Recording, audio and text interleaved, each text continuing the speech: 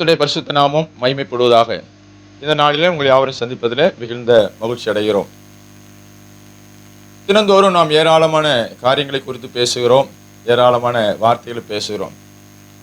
நேற்றைய தினத்தில் நீங்கள் என்ன பேசுனீங்கிற ஞாபகம் இருக்குதா? எதை குறித்து பேசுனீங்க, யாரை குறித்து பேசுனீங்க, ஞாபகம் இருக்குதா?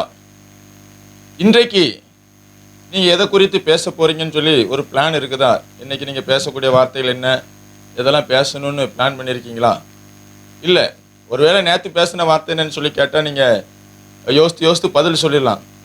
ஆனால் இன்றைக்கி நீங்கள் என்ன பேச போகிறீங்கன்னு சொல்லி இன்னும் நீங்கள் பிளான் பண்ணியிருக்க மாட்டீங்க. ஏன்னா நம்ம பேச போகிறது என்னன்னு சொல்லி நமக்கு தெரியாது. ஆனால் இன்றைக்கி நீங்கள் பேச வேண்டிய வார்த்தையை நான் ஒன்று உங்களுக்கு சொல்லித்தர போகிறேன். இன்றைக்கி முழுசும் நீங்கள் இதை பேசி பாருங்கள்.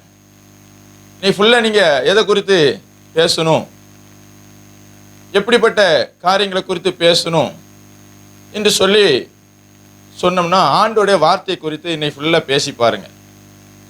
காலையிலிருந்து ராத்திரி நீங்கள் ரெஸ்ட் எடுக்க போகிறதுக்கு முன்னாடி நிறைய வார்த்தைகளை பேசுகிறீங்க. அதில் இன்னைக்கு ஃபுல்லாக அதிகமாக ஆண்டோடைய வார்த்தையை பேசி பாருங்களேன். அப்படி பேசும்போது உங்களுக்கு ஒரு பெரிய ஒரு மகிழ்ச்சி இருக்கும், வாழ்க்கையில் ஒரு பெரிய வித்தியாசம் இருக்கும்.